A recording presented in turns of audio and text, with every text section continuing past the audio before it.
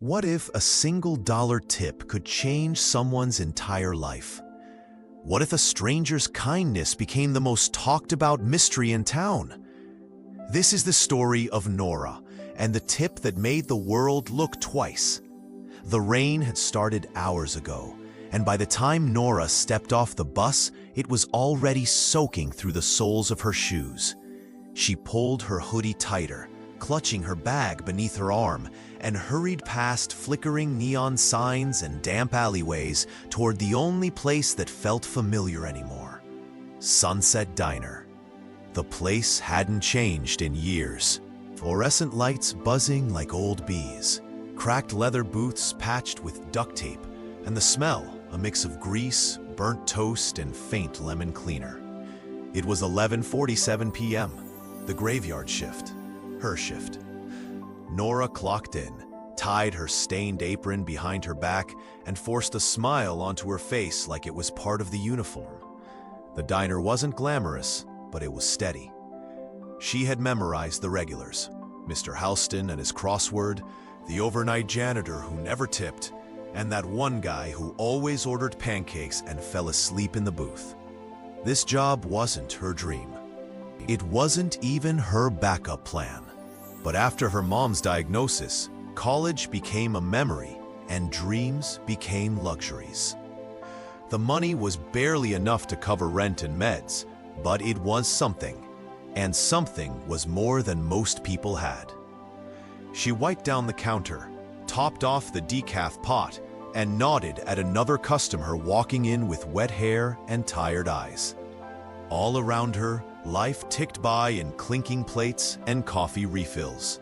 And yet, somehow, she managed to make each night feel like a performance, like she was holding the stage while the world around her forgot she existed. To them, she was just the waitress, but she knew how much she carried. And tonight, like every other night, she bore it all in silence. It was nearly midnight when he walked in. The bell above the door gave a half-hearted jingle, barely audible over the steady patter of rain against the window panes. He didn't say a word, just stepped inside, water dripping from his coat, and looked around like he'd been there before, or maybe like he was remembering something he had lost. Nora noticed him instantly. Not because he stood out, he didn't. And a slice of pie, any kind. She brought it over in minutes, apple pie, slightly burned on the edge, and the coffee, steaming in one of the chipped mugs the owner refused to replace. He nodded in thanks, said nothing more. Nora went back to her routine, wiping counters, taking orders, fetching refills, but kept stealing glances toward booth 3. The man sat alone, quietly sipping his coffee and staring out into the rainy street like he was waiting for something that might never come. By the time she returned to clear his table, he was gone. No goodbye, no sound of the door opening, just gone. She sighed, used to these vanishing acts. But then her hand paused over the tip jar near the register. Folded neatly between crumpled singles and coins was a $100 bill. She stared at it, flipped it over. No note, no receipt, no explanation. She looked back toward the booth, now empty. Who was he? Why would anyone leave that kind of money? Her first instinct was suspicion. Maybe it was fake, a prank, or a mistake. But as she held it between her fingers, she realized it was real. And suddenly, her whole night felt different. Not just brighter, stranger. The kind of strange that clings to you long after the doors close. He came back the very next night. Same coat, still damp at the shoulders. Same quiet stride. Same booth, beneath the humming streetlight that never quite stayed steady. Nora was ready this time.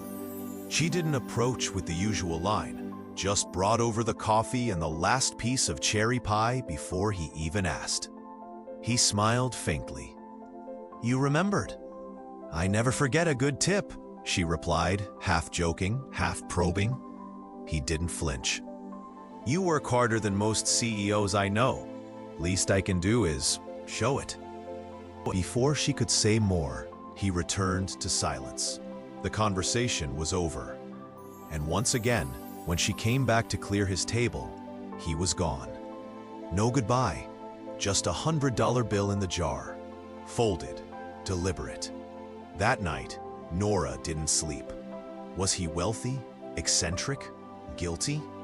What would drive a man to tip like that and vanish? She wondered if he'd show up again. Part of her hoped he wouldn't. Another part waited for the sound of the bell. The third night, he returned. And this time, the staff noticed. Mira, the hostess, leaned over. "That's him, right? Booth 3 guy?" Nora nodded. "Yep. Same order, same tip." Mira whistled under her breath. "Damn, is he like hitting on you or something?" "No, he barely talks." "Then why?" Nora didn't have an answer, but people started talking. The cook joked that she must have saved his life in a past life. The manager started watching the tip jar more closely, and regulars began whispering about the mysterious midnight tipper. Soon, the energy in the diner shifted. It wasn't just about food anymore. Customers, new ones, started showing up late, hoping to catch a glimpse. Some even left larger tips themselves, mimicking the stranger's generosity. One woman left a note with her $20 bill, paid forward. Another left a small drawing of Nora behind the counter, smiling. That one made her cry. What began as a quiet kindness was becoming something else. A story. A ripple spreading through the city, one tip at a time. And all because one man saw her, not just as a waitress, but as someone worth seeing. It started with a blog post. A young man named Derek, sitting at the corner booth one Thursday night, had been watching the quiet interaction between Nora and the man in booth 3. Derek was a freelance writer for a local culture blog. He snapped a photo, just the tip jar, the dim glow of the neon sign above, and Nora mid-laugh. The next morning, the post went live. The Midnight Tipper, a modern-day urban legend at Sunset Diner. It described a mysterious man who left $100 bills every night, a waitress with a tired smile, and a diner that had turned into a symbol of unexpected kindness in a city too fast to notice people anymore. By noon, it had over 10,000 shares. By nightfall, the local news picked it up. By the weekend, Sunset Diner was packed, not with hungry customers, but with people chasing a feeling. They brought cameras, TikToks, microphones. Reporters waited outside, pretending to order food while secretly filming. Influencers posed beside Nora. A film student even asked if she could make a documentary. "Can you cry on camera?" the girl asked, completely serious. It was overwhelming. Nora tried to keep her head down, but every shift now came with questions. "Are you really the waitress from the story? Do you still see the tipper? Can you tell us his name? Are the tips real?" One man asked if she was an actress. Another tried to slip her a script. She smiled through it all, just like she always had, but inside, something twisted. This wasn't what it was supposed to be. She didn't ask for fame. She didn't even ask for attention. She had only wanted to do her job, survive her shift, and maybe, just maybe, go home with a little more peace than she started with. The tipper kept coming, but now he said even less. He wore a hood, sat with his back to the door, left as quietly as ever. The last time he came, Nora tried to thank him, really thank him, but he just placed his hand gently on the counter and said, "Be careful with stories. Once they leave your hands, they become something else." Then he disappeared into the crowd of cameras and phones, and never came back. "Protect Nora at all costs," one tweet said. The truth? Nora felt more alone than ever.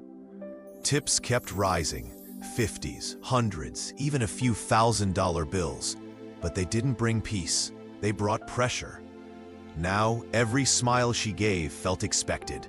Every gesture recorded, judged, shared. The money helped, of course it did. She paid off her mother's medical debt, fixed the leaking roof, put some aside. But the spotlight never asked her what she needed. It only assumed.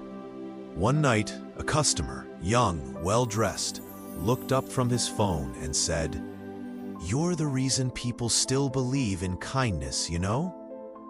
Nora nodded, said, "Thank you," but inside, she wanted to scream. Because that wasn't the point. It wasn't about kindness being filmed. It was about the quiet magic of being seen in a world that walks past people like her every day. The tip wasn't about money. It was about acknowledgement. Now, even that felt stolen. She stared at the tip jar during her break, full of folded bills, notes, tiny gifts. And for the first time since that night, she felt trapped by a blessing that had become too heavy to carry. The first real crack came with a blog expose. A new headline circled the internet like wildfire. "Is the tip jar a scam?" It accused Nora of faking the entire story, claimed the tipper was an actor she hired, showed blurred screenshots of an old college drama club photo. Nora on stage, smiling under cheap lighting. "This is performance art," the article said. "A clever social experiment for clout and cash." At first, Nora laughed. It was absurd. But the comments weren't. Knew it was too good to be true. People will do anything for followers. Imagine scamming your way into a sympathy check. Then came the calls from producers. Talk shows, brand deals, podcasts. Everyone wanted a piece of the drama. Some wanted her to clear her name. Others wanted her to lean in, play the part, ride the wave, cash the checks. "Just cry on cue," one agent said, "and we can sell your story to Netflix." It made her sick. She stopped checking her notifications, stopped smiling, started flinching every time someone raised a phone. Even inside the diner, the place that had once been a small haven, things turned cold. Her manager started charging reservation fees for booth 3. A new waitress was told to wear more makeup, look more like Nora. And worst of all, customers started leaving less. They'd already tipped the story. Now they wanted the next thing. And just like that, the kindness faded, like fog lifting after a strange dream.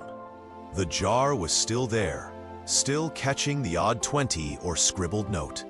But the magic, the mystery, it had slipped through her fingers, like steam from a coffee mug. She stood behind the counter one night, staring at her reflection in the pie case. Same face, same tired eyes, but something inside her had changed, and she knew then the man was never coming back. It was nearly midnight when Nora did something she hadn't done in months. She left the counter and sat in booth 3. The vinyl seats still squeaked the same way. The overhead lights still flickered, though dimmer now. Outside, the street light blinked steadily over puddles and passing cars.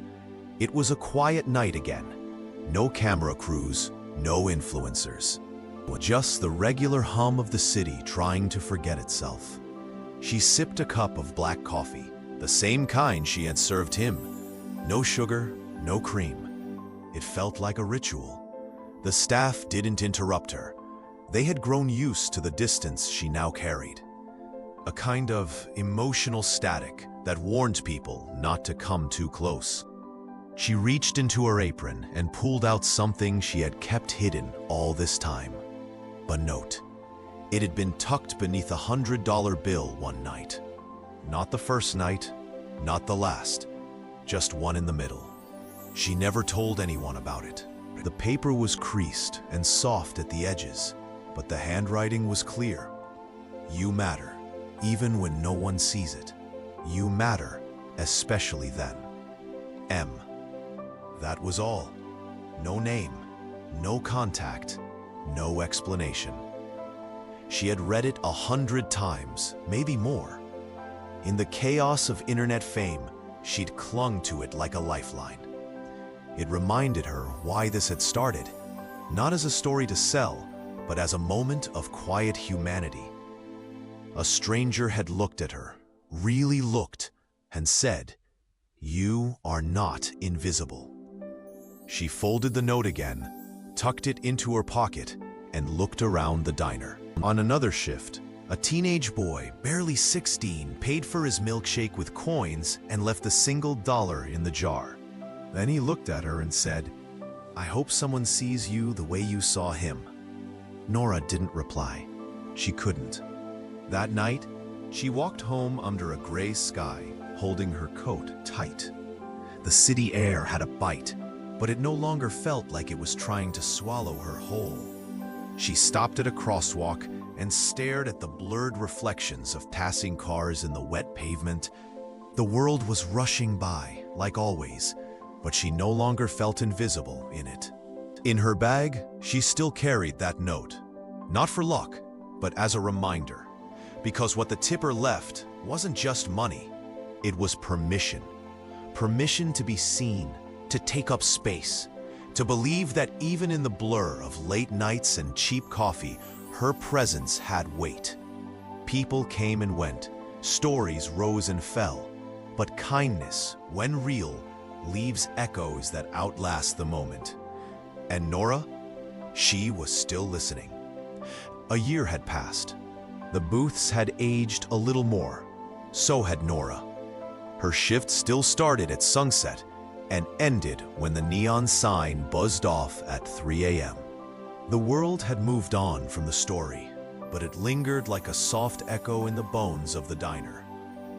One night, during the slowest hour, between the last drinkers and the earliest risers, Nora found something different in the jar. It wasn't a bill, or a coin, or even a note. It was a key. Small, brass, cold. Attached to it was a worn luggage tag with 2 words scribbled in black ink. For Nora. Her hands trembled as she turned it over. No address, no hint, just the key and her name. At first, she thought it was a prank, but something about it, the weight, the stillness of the moment, felt familiar. The next day, she almost threw it out, but curiosity won. She made calls, followed clues. The tag was traced back to a rented storage locker downtown, a narrow hallway with flickering lights and the smell of dust and metal. The key fit perfectly. Inside was a single weathered suitcase, and on top of it, a letter, yellowed at the corners, addressed in that same careful handwriting. If you're reading this, then maybe stories don't end. Maybe they just change shape. I was never trying to be a mystery. I just didn't want to be remembered for the wrong things. In this case is a piece of my life, old scripts, photographs, a little cash. Things I thought no one would care about. But you reminded me what it means to be seen. This isn't a reward, it's a thank you. For noticing, for listening, for existing. M. Nora sat on the concrete floor, suitcase open beside her, the contents quiet and simple. An old camera, a pair of theater tickets, a stack of journals. And beneath it all, a faded photo of a younger man smiling in front of a diner. Booth 3 visible through the glass behind him. It was him, not a ghost, not a myth, just a man. A man who once believed that kindness should whisper, and Nora, she had listened. Months later, the suitcase sat safely on a shelf in Nora's apartment. She never told anyone what was inside, not in full. People asked, of course. Some begged, but she kept it quiet the same way he had. Because some stories lose their meaning when they're pulled apart too loudly. Instead, she made a different choice. At the far end of the Sunset Diner, next to the register, a new glass box sat on the counter. Not flashy, not announced, just there, like it had always belonged. The quiet jar, the little sign read, "Leave something kind, take something honest." There was no money inside.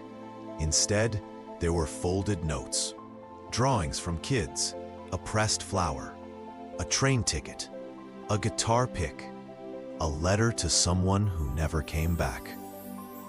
People left pieces of themselves, and sometimes they took something with them too, a stranger's hope, a stranger's truth. One night, Nora watched a teenage girl open a note, then quietly cry into her sleeve. Her friend didn't ask why, just held her hand. That was enough. And Nora finally understood what the man had given her.